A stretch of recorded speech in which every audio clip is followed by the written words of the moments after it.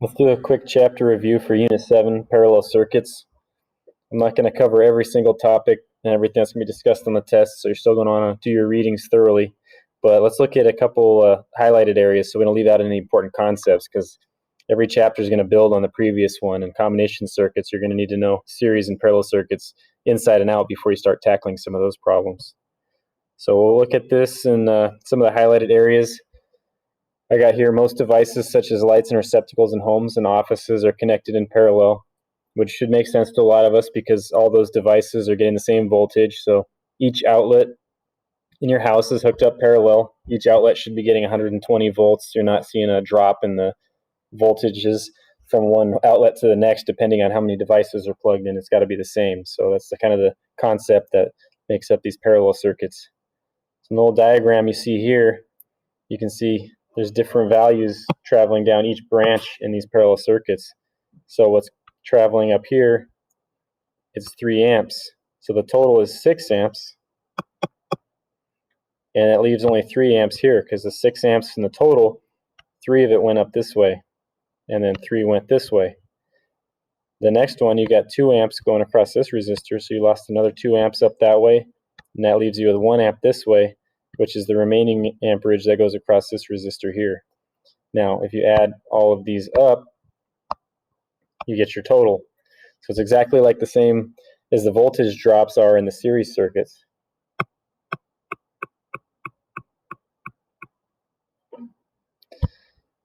Okay, so if we come down here, they got a couple examples that they go through, but this talks about the voltage drops, and again, it's kind of the same rule. So the voltage drop across any branch of a parallel circuit is the same as the applied voltage. So as you can see here, they have a little breakdown, just like when we do our little boxes and filling in all our values for each resistor, and then the totals. Every single value, including the total, is 120. So every single resistor is getting the same exact voltage, and it's the same as the total voltage. Now what you're seeing is the opposite of what we saw before, which is where you see the current was 24 amps here. Well, it's getting only a portion of that through each resistor, and it's proportional to whatever the resistance values are. So just make sure that you know the current is additive in these and the voltage is the same, whereas in series it's the opposite. So right here I got highlighted total resistance of a parallel circuit is always less than the resistance of the lowest value resistor. So if you're doing a problem and you're solving it, your total, let me erase some of this stuff here to make this a little more clear. Your total resistance value, this number here, if in a purely parallel, the combinations will be a little different. In a parallel circuit, if this value is bigger than any of these, you did something wrong. In a parallel circuit, the total resistance value should always be smaller than the lowest resistor in any of the branches. So pay attention to that when you're going through it. That's another way to check your work. So if you get your total and you see that the total resistance is bigger and you have another resistor in one of the individual branches that's smaller, you know somehow you did your work wrong. And remember again, our formula for that, the resistance total, is the reciprocals that we talked about.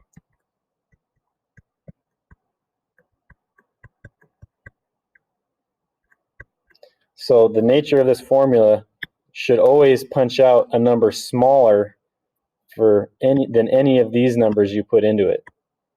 So if your total you get is bigger than any of those, you probably did a calculation error or maybe put in the wrong information on your calculator. All right, here you can see a good example of a panel in a residence where you can see how the outlets are hooked up. Everything's in parallel. It's kind of what they talked about in the beginning. All right. So here they got a couple examples of the other formulas. Now, a lot of these are only going to work if you break it down in a way where you can do them individually. So since there's 3 resistors here, you can't just plug these into this formula here. You got to break them down, and the way the book kind of teaches you to do that is you find the value of this, and then you find the value of that, and you do them 2 at a time. It can be helpful if there's only a couple resistors, but I just like to memorize one formula that I know works every single time. And if any of you have any experience in it, you can take these values and use that to solve a simple circuit. Say we didn't have this, you could plug these values in right here, here, here, here, and here, and yeah, that'll give you your resistance total. Or you could put it in the other formula that we've been using, which is the reciprocal of the reciprocals. So another formula for to use, I'd hate to get into it too confusing. If you want one tried and true that always works, is the one we talked about, the reciprocals up here. But if you want to try a couple other ones for very, very simple parallel circuits, there is a couple other formulas like this one, for example, that lets you break it down a little bit simpler. All right, here the total resistance of a parallel circuit is the reciprocal of the sum of the reciprocals. That's just a fancy way of saying our formula out loud.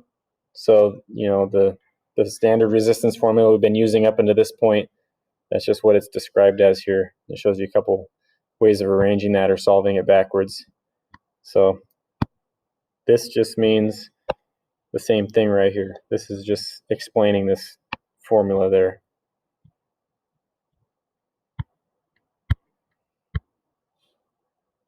All right, there's a concept, I don't remember if we mentioned it in the series circuits portion, and this kind of, again, is the opposite of the series. So in parallel circuits, all parallel circuits are current dividers. So if you remember when we did in the resistors class portion of the basic electricity class, we talked a little bit about rheostats and how those can be used for voltage or current dividers depending on how they're wired. Well, here, just remember a couple key points. Parallel current divider, right? Because the current is different going each direction, but the voltage is the same, so you're dividing the current. Whereas in the series ones, you have voltage drops across every resistor. So if we have a series circuit, we're dividing the voltage. The voltage here is going to be different than the voltage here. Here, the current here is different than the current here. So current divider, parallel circuit, series circuit, voltage divider. Got a couple more examples of some that the book solves. We'll do a lot of these together in other videos, but if it's easier for you to see it written out like this in the book, you can go ahead and reference these to help you solve them. And then that's pretty much it for this chapter. Again, the combo circuits are what we're working up to, so we need the building blocks, which is the series and parallel. The summary right here talks about a couple of points we talked about. So circuits and ohms are connected in parallel. The total power in a parallel circuit is equal to the sum of the power dissipation of all the components. Okay, this is one thing we didn't talk about in this video. We talked about another one. So on our formula sheet, again, just like we talked about before, the power is the only formula that's the same in both. So whether you're in series or parallel, the circuit's not going to use any more or less power. So the total power in a parallel circuit is equal to the sum of the power dissipation of all its components. Yeah, that's true here also. So just keep that stuff in mind as you're solving these circuits and kind of like logically talk yourself into why you're using which formulas. And then tomorrow when we start breaking it down further from that, it'll be very helpful. But hopefully these videos help you prepare for some of the multiple choice questions you're going to see and kind of build up the logic behind why we're doing these algebraic and circuit completion problems we're doing and what you'd use those for. All right, that's it.